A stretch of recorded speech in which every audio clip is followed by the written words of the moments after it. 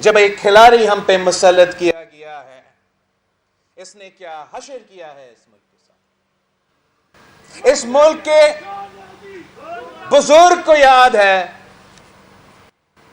کہ قائد عوام نے اس ملک کے غریب ترین شخص سے لے کے، اس ملک کا کسان سے لے کے مزدور تک، مزدور سے لے کے طلبہ تک، طلبہ سے لے کے خواتین تک، کیسے اس ملک کو ترقی پہ راستہ پہ لے کے چلا تھا، کیسے ایک ایسا ملک جس کا ایک آدھا حصہ ہم سے الگ کیا گیا تھا، وہ کیسے اس ملک کو، قوم کو نہ صرف اپنے پاؤں پر کھڑے کیے تھے، نہ صرف آتمی طاقت دے کے اس کا دفاع ہمیشہ کے لیے یقینی بنایا تھا، مگر پوری مسلم امہ میں قیادت کا ذمہ داری بھی اٹھایا تھا، اور پورا مسلم امہ کی قیادت کو نہ صرف اکٹھا کیا مگر لاہور میں اکٹھا کیا اور پاکستان کی وزیر اعظم کی قیادت میں اکٹھا کیا تھا۔ وہ دن بھی تھا جب پاکستان کا وزیر اعظم امریکہ جاتا تھا اور امریکہ کا صدر نے کہا تھا کہ مسٹر پرائم منسٹر، اگر آپ امریکن شہری ہوتا تو آپ میرا کابینہ میں ہوتا، تو پاکستان کا وزیر اعظم جواب دیتا کہ نہیں جناب، اگر میں امریکی ہوتا تو میں آپ کی جگہ میں ہوتا۔ اور آج ہمیں وہ دن دیکھنے پہ مجبور ہیں جب ہمارا وزیر خارجہ اور باقی اہم عہدیدار امریکہ میں گھوم رہے ہیں اور بھیک مانگ رہے ہیں کہ ذرا ایک فون کال کروا دیں۔ ہمارے بزرگوں کو یاد ہے کہ جو وعدے قائد عوام کرتے تھے وہ بڑے بڑے وعدے ہوتے تھے، انقلابی وعدے ہوتے تھے، مگر وہ وعدے پورے ہوتے تھے۔ جو وعدے اس سلیکٹڈ نے کیے تھے وہ بھی بڑے بڑے وعدے تھے، 90 دن میں مکمل ہونے وعدے تھے، مگر ایک بھی پورا نہیں ہوا۔ قائد عوام نے کہا کہ اسلام ہمارا دین ہے، جمہوریت ہمارا سیاست ہے، مساوات ہمارا معیشت ہے، اور طاقت کا سرچشمہ عوام ہے۔ تو پھر آئین پہلی مرتبہ جب بنایا تو وہ اسلامی بھی تھا، وہ وفاقی بھی تھا، وہ جمہوری بھی تھا، اور وہ عوام کو طاقت کا سرچشمہ بنا کے آپ کے سامنے 1973 کی آئین پیش کیا۔ اس آدمی نے کہا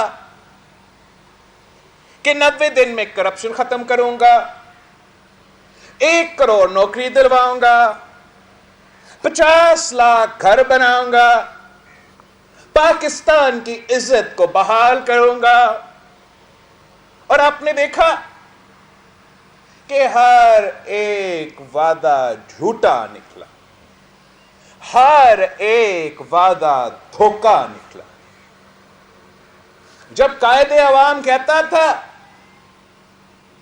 کہ میں غریب کو طاقتور بناؤں گا، جب قائد عوام نے اس ملک کے کسانوں سے وعدہ کیا تھا کہ میں سرداری نظام ختم کروں، تو اس نے وہ وعدہ پورا کر کے دکھایا اور کسانوں کو زمینوں کا مالک بنا دیا۔ یہ خان نے دعویٰ کیا تھا کہ ہم ایگریکلچر ایمرجنسی ڈکلیئر کر کے ہمارے کسان کے ساتھ دیں گے اور زرعی انقلاب لے کر آئیں گے۔ الٹا انہوں نے تو زرعی ایمرجنسی خود نافذ کر دیا ہے۔ جس ملک کو مرد حر صدر زرداری نے گندم کا امپورٹر ہوتے ہوئے ایک گندم کا ایکسپورٹر 1 سال کے اندر بنا دیا تھا.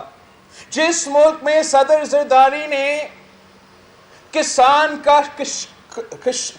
کا خوشحالی کا بندوبست کیا تھا، جہاں آپ نہ صرف گندم ایکسپورٹ کرتے تھے مگر چینی ایکسپورٹ کرتے تھے اور چاول بھی ایکسپورٹ کرتے تھے، آج آپ دوسرے ممالک کے کسان کے فصل امپورٹ کرنے پہ مجبور ہیں. جہاں خان صاحب نے بھی وعدہ کیا کہ وہ غریب کے ساتھ دے گا، آپ نے دیکھا اس نے کیا غریب کے ساتھ دیا، کیا غریب کے ساتھ کیا ہے. تاریخی مہنگائی جو اس ملک کی تاریخ میں نہیں دیکھا گیا. جب بنگلہ دیش ہم سے الگ ہوا تھا اس وقت میں بھی ہمارا نام مہنگائی اس سطح پہ تھا جو خان صاحب لے کر آیا ہے. بنگلہ دیش ہو یا جنگ زدہ افغانستان، ان کا مہنگائی کی شرح پاکستان جتنا نہیں ہے. جو تاریخی غربت اور بے روزگاری اس دور میں ہوا ہے وہ پاکستان کی تاریخ میں نہیں دیکھا گیا. اور جتنا روزگار قائد عوام کا دور ہو، شہید محترمہ بے نظیر بھٹو کا دور ہو یا صدر زرداری کا دور ہو، جتنا روزگار اس وقت کے نوجوانوں کو ملا تھا وہ بھی تاریخ کا حصہ ہے، وہ ایک ریکارڈ ہے، وہ آپ کے سامنے. جس طریقے سے انہوں نے عام آدمی کا جینا مشکل کر دیا ہے، اسی طریقے سے پیپلز پارٹی کے حکومتوں کا کوشش ہوتا ہے کہ ہم کم از کم عام آدمی کا جینا میں کوئی آسانیاں پیدا کر لیں. جب مہنگائی کا سیلاب میں، اب مہنگائی کو تو پوری دنیا میں اس کا اثر ہوتا ہے. ہمارے دور میں اگر مہنگائی تھا تو آج کے دور میں بھی مہنگائی ہے، لیکن عمران خان کے دور میں مہنگائی کا ہوتے ہوئے عوام کو لاوارث چھوڑا گیا ہے. پی پی کے دور میں اگر مہنگائی تھا تو حکومت آپ کے پیٹ پیچھے کھڑی تھی. اگر پی پی کے دور میں مہنگائی تھا تو ہم نے پھر ہر غریب عورت کے گھر میں مالی امداد پہنچی. اگر پی پی کے دور میں مہنگائی تھا تو ہم نے خان کی طرح تنخواہ اور پینشنز میں کٹوتی نہیں کی، ہم نے اضافہ کیا اور تاریخی اضافہ کیا. مہنگائی تھا تو ہم اپنے تنخواہ دار طبقہ کو اکیلا نہیں چھوڑنا چاہ رہے تھے. یہی تو وجہ ہے کہ ہم نے 120% اضافہ کیا کہ اگر مہنگائی ہو رہا ہے تو ان کو کچھ تحفظ ملے. ہم نے پینشنز میں 100% اضافہ کیا تاکہ ہمارے بزرگ اس مشکل وقت میں جب مہنگائی کی وجہ سے ان کی دوائیوں کی قیمت میں اضافہ، ان کے کھانے کی پینے کی اشیاء کی قیمت میں اضافہ، حکومت کی طرف سے مدد ہو. اور یہ اتنا ظالم حکومت ہے، یہ اتنا عوام دشمن حکومت ہے کہ وہ مہنگائی کا ہوتے ہوئے، تاریخی غربت اور بے روزگاری کے ہوتے ہوئے کیا کر رہے ہیں؟ 1 کروڑ نوکریاں دینے کے بجائے جن کے پاس روزگار پہلے سے موجود تھا ان سے بھی روزگار چھین رہے ہیں. وہ چاہ سٹیل مل کے 10,000 خاندان ہو، یا وہ سپریم کورٹ میں جو کیس جس میں ہم انشاءاللہ تعالی ریویو کریں گے وہاں بھی لڑیں گے، پارلیمان میں بھی لڑیں گے، سڑکوں پہ بھی لڑیں گے، جہاں 20,000 خاندانوں کو بے روزگار کروا دے دیا. اس سفر پہ ایک ایسا جگہ نہیں رہا ہے جہاں میں پہنچا ہوں اور ایک ایسا خاندان نہیں ملا ہوں جو اس فیصلہ سے متاثر ہوئے ہیں. शिकारपुर में लोग मेरे गाड़ी को रोके कि हम रोजगार कर रहे थे और इस जालिम हुकूमत ने हमसे रोजगार छीना। विहारी में डेप्यूटी कोई आईबी का ओहदा, बड़ा ओहदा पे काम करने वाला आदमी बना कि उसको भी बेरोजगार कर दिया गया।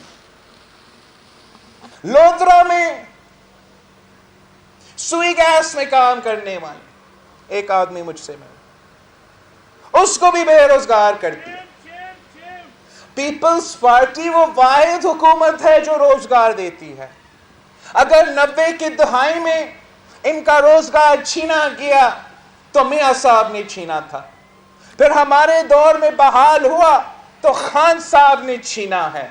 इंशाअल्लाह ताला आपकी मेहनत की नतीजे में हम फिर से हुकूमत में आएंगे, और जब हम फिर हुकूमत बनाते हैं, हम सबसे पहले हर वो शख्स जो गिलगित बल्तिस्तान से लेके क्वेटा तक बेरोजगार हो चुके हैं उनको बहाल करेंगे।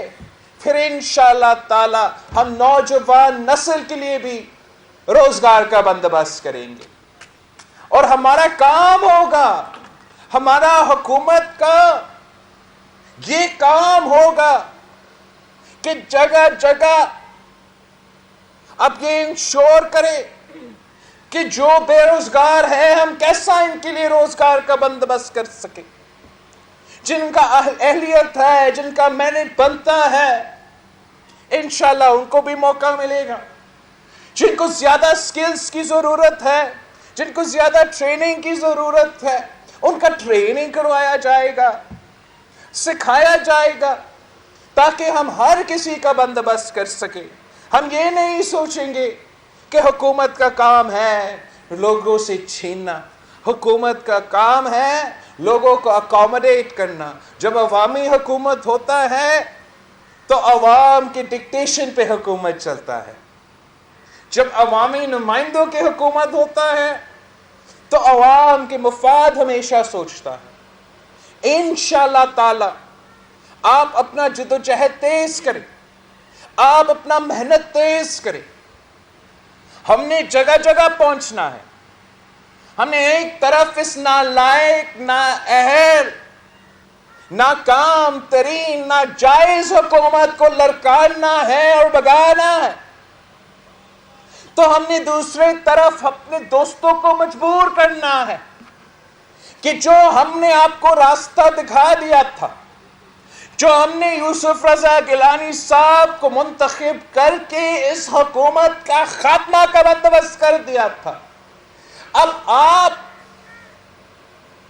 ये दोगला पॉलिसी नहीं चलेगा।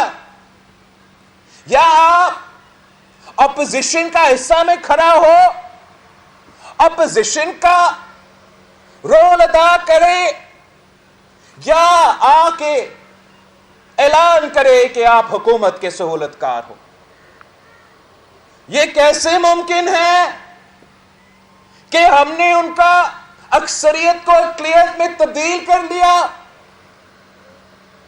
लॉन्ग मार्च का ऐलान कर दिया,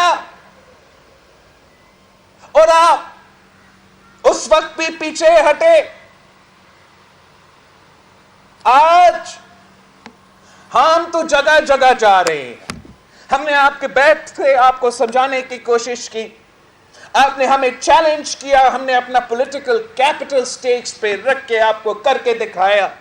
अब हम आपको मजबूर करेंगे, हम अब आपको मजबूर करेंगे कि आप ऑपोजिशन का किरदार अदा करें, बुज़दार को घर भेजे, इमरान को घर भेजे, इलेक्शंस करवाए, साफ और शफाफ इलेक्शंस होंगे, और इंशाअल्लाह ताला जैसे हुकूमत बनता है वो अवामी हुकूमत होगा और अवाम के राय से चलेगा। ऐसे नहीं हो सकता है, ऐसे नहीं हो सकता है कि वोट की इज्जत की बात हो और जब वोट का इस्तेमाल का वक्त आए या भाग जाए।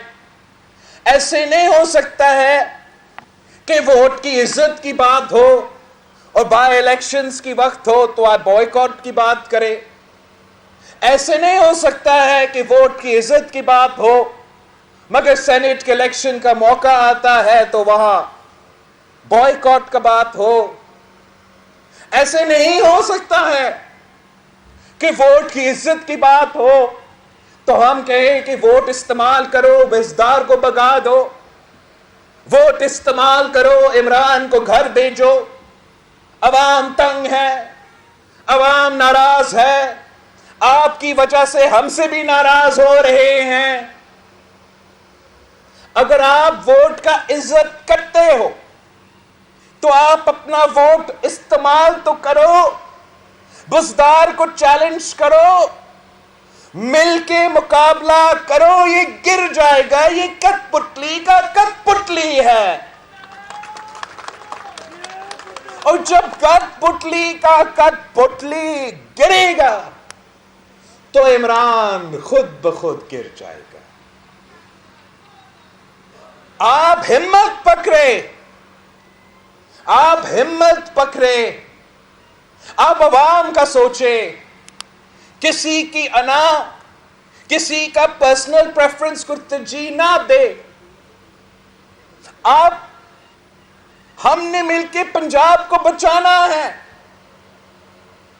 اگر آپ تیار نہیں ہوئے تو عوام آپ کو معاف نہیں کریں گے.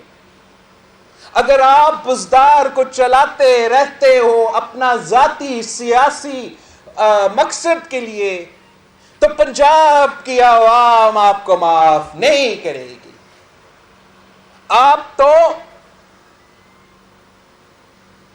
جب ہم آپ کے ساتھ تھے آپ کہتے تھے کہ استعفا کے بغیر کام نہیں چلے گا, تو اب آپ کے لیے چیلنج ہے, یا آئے ہمارے ساتھ مل کے وار کرے, ہمارے ساتھ مل کے اپنے ووٹ استعمال کرے. اگر نہیں تو اپنا ہی بات مان لے, اپنا ہی دعویٰ پہ عمل کرے.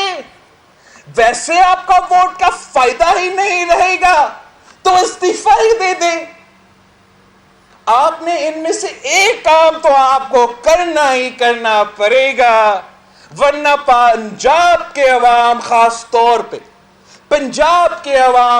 طور پہ جان لیں گے کہ یہ نہ مفاہمت ہے, یہ نہ مخالفت ہے, یہ منافقت ہے.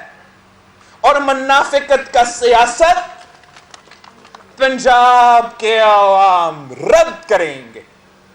ہم نے پیار سے آپ کو سمجھانے کی کوشش کی. ابھی انشاءاللہ تعالی ہم اپنے محنت سے, اپنے سیاسی جدوجہد سے آپ کو بھی مجبور کریں گے.